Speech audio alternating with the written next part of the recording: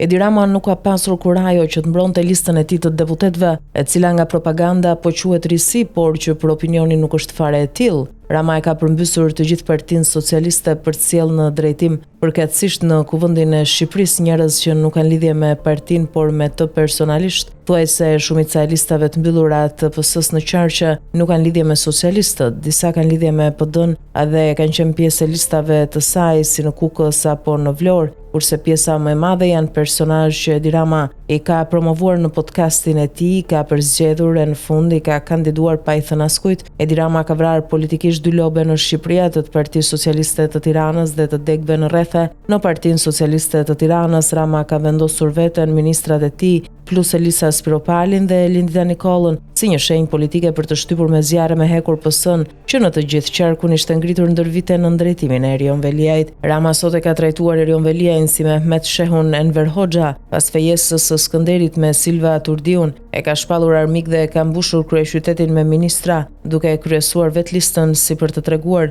se partia është ai dhe njerëzit e tij e jo Erion Veliaj apo deputetët me individualitet, ndërkaq që emrat me pesh në PS i ka lënë në thertoren e listës së hapur, ku sipas të gjitha gjasave i ka futur në një luftë vëllavrasëse. PS që do të dalë pas 11 majit nuk do të jetë më një organizatë politike e së majtës, por një strukturë miqsh dhe servilësh të Edi Ramës. Futja në listën e mbyllur në Tiranë të një personazhi që ka thënë se kryeministri është shumë hapa paranesh ndërkohë që Erion Braçën e ka futur në thertore, është një sinjal politik për t'i thënë socialistëve që karrierë mund të bëni vetëm nëse veneroni shokun Enver. Në Shkodër ka vendosur të parë në listë një grua të suksesshme me një iniciativë private, por që politikisht nuk përfaqëson as krahin e as PS. Socialistët e Shkodrës do të votojnë për një demokrat 24 karatësh, Sionit Bejleri, apo neomalsoren e suksesshme të një agroturizmi në luginën e Komanit, por që nuk kanë sot një përfaqësues të tyre, ndërkohë nga ana tjetër nuk ka asnjë skrupull që kandidon vajzën e Agron Çelës si deputete, duke e trashëguar mandatin e Xhabijes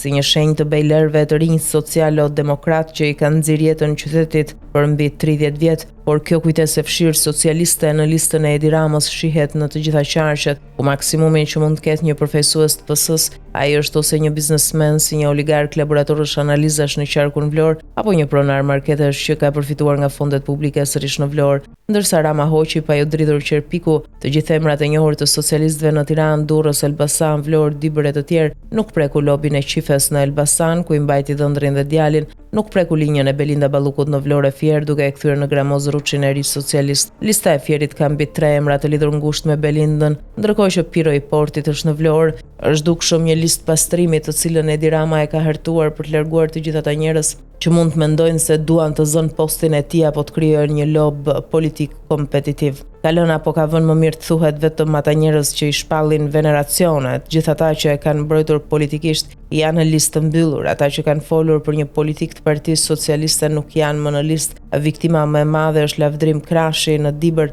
i katapultuar nga diaspora, i caktuar në zgjedhjet e 2021-shit si kreu i qarkut të Dibrës, u deklasua pasi nuk shfreu asnjëherë në publik një orgazm për Edi Ramën, si disa të tjerë. Madje Krashi ka qenë një interlokutor i shumë ambasadave perëndimore në vend, përkatësisht asaj britanike dhe gjermane. Rama duket e ka eliminuar edhe për këtë, sepse po përgatit një PS që po shënon fundin e tij politik, por edhe në fund të mos dorëzohet në duart e kundërshtarëve të tij. Kjo është lista e fundit e Edi Ramës, e cila në kohën e fundme të tij është lista e Nexhmijes dhe Ramizit për të ndaluar çdo Mehmet e Kadri për të ardhur në krye.